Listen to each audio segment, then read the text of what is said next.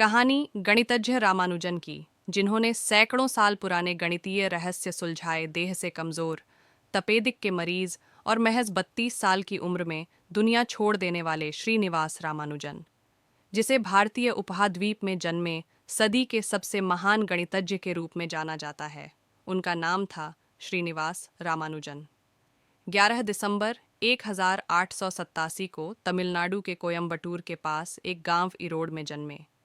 गणित छोड़ बाकी सब विषयों में फेल होने के कारण स्कूल से निष्कासित किए गए।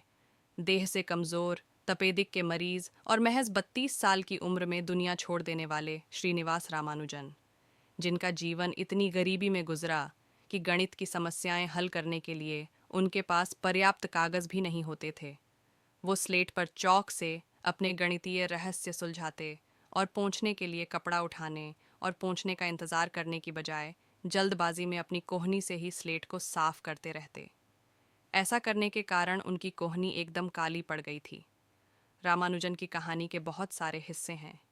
कैसे एक छोटे से गांव के बेहद गरीब परिवार में जन्मा ये लड़का बचपन से ही जीनियस था। घर की दीवारों और दरवाज़ों से लेकर द्वारे के चबूतरे और स्कूल की हर एक ब्लैक बोर्ड तक पर हर वक्त गणित के सवाल हल करता रहता था। वो विज्ञान, इतिहास, अंग्रेजी और भूगोल की कक्षा में भी सिर्फ गणित ही पढ़ता रहता था।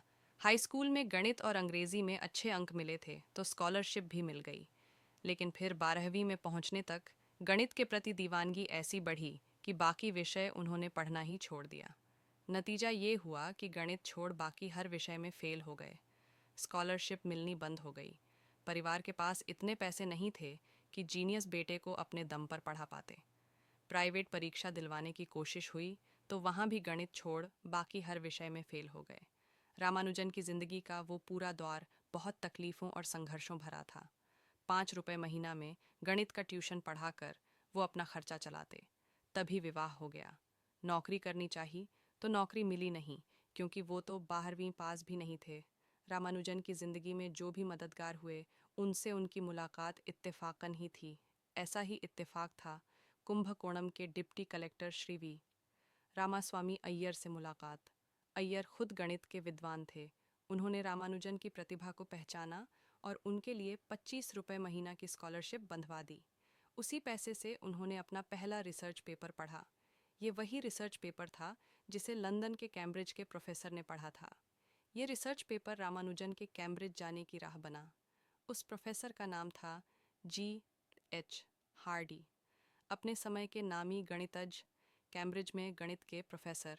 रामानुजन की कहानी में हार्डी वैसे ही हैं जैसे किसी पेड़ की कहानी में मिट्टी होती है। हार्डी के बगैर रामानुजन की कहानी वो नहीं होती जो हुई। एक मंजे हुए जौहरी की तरह हार्डी ने दूर लंदन में बैठकर हिंदुस्तान के एक छोटे से गांव में गणितीय रहस्यों को सुलझा रहे इस जीनियस की प्रतिभा को पहचान लिया था। रामानुजन और हार्डी के बीच लंबा पत्र व्यवहार हुआ। अपने उन पत्रों में रामानुजन हार्डी को अपने गणितीय समीकरण भेजते। उन्हें पढ़कर हार्डी हैरान थे कि गणित की जिन समस्याओं को सुलझाने में इस वक्त दुनिया के तमाम महान गणितज्ञ लगे हुए हैं, उन्हें बिना किसी संसाधन और सहयोग के काम कर रहा यह गुमनाम सा शख्स कैसे इतनी सरलता से समझ ले रहा है। दोनों के बीच लंबी खतो किताबत हुई। हार्डी ने रामानुजन को कैम्ब्रिज आने का न्योता भेजा। रामानुजन ने इनकार कर दिया क्योंकि उनके पास आने के पैसे नहीं थे।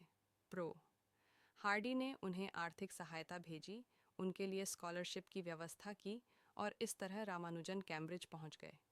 एक और लड़ाई है जो हार्डी ने कैम्ब्रिज में रामानुजन के लिए लड़ी थी। वो थी उन्हें रॉयल सोसाइटी फेलो बनाने की लड़ाई। रामानुजन की आर्थिक स्थिति अच्छी नहीं थी। उन्हें न सिर्फ उस फेलोशिप की सबसे ज़्यादा ज़रूरत थी, बल्कि वो उसके सबसे काबिल हकदार भी थे। लेकिन वो समय दूसरा था। भारत अंग्रेज़ों का गुलाम था। भारतीयों को गोरी चमड़ी वाले वैसे भी हेय नज़र से ही देखते थे। कैम्ब्रिज के सारे गोरे प्रोफेसरों को लगता था कि उनकी सबसे प्रतिष्ठित स्कॉलरशिप का हकदार कोई अंग्रेज़ ही हो सकता है। रामानुजन को यह स्कॉलरशिप देने का अर्थ अपने बच्चों के साथ नाइंसाफ़ी करना होगा। लेकिन प्रोफेसर हार्डी रामानुजन के लिए पूरे कैम्ब्रिज से लड़ गए। सारे प्रोफेसर्स एक तरफ और हार्डी एक तरफ। अंत में जीत उन्हीं की हुई। रॉयल सोसाइटी के इतिहास में यह अब तक नहीं हुआ था। हालांकि आज तक भी इतनी कम उम्र में किसी व्यक्ति को इस सोसाइटी की सदस्यता नहीं मिली। रॉयल सोसाइटी के बाद रामानुजन ट्रिनिटी कॉलेज की फेलोशिप पाने वाले भी पहले भारतीय भी बने। जब सब ठीक हो रहा था, जब दुनिया रामानुजन का नाम जानने लगी थी, रामानुजन महज 33 साल की उम्र में दुनिया से रुखसत हो गए। लेकिन अपने पीछे छोड़ गए वो सैकड़ों पन्ने जिनमें गणित के असंभव समीकरण थे, जो बाद में महान गणितीय खोजों की आधारशिला बने। कैम्ब्रिज के ट्रिनिटी कॉलेज की लाइब्रेरी के किसी कोने में वो पेपर 50 साल तक पड़े धूल खाते रहे। काले रंग की स्याही से और बहुत हड़बड़ी में लिखे गए उन रहस्यमयी गणितीय समीकरणों वाले 130 पन्नों पर 1976 में पेनिसिल्वेनिया स्टेट यूनिवर्सिटी के गणितज्ञ हैं जॉर्ज एंड्रयूज़ की नज़र पड़ी। बहुत सालों बाद जब उन गणितीय रहस्यों का खुलासा हुआ तो पूरी दुनिया हैरान रह गई। उसके बारे में ही भौतिक विज्ञानी फ्रीमैन डायसन ने एक बार कहा था, ये फूल रामानुजन के बगीचे से उगे हैं। हमारे चैनल को सब्सक्राइब करें, लाइक करें और ज़्यादा से ज़्यादा शेयर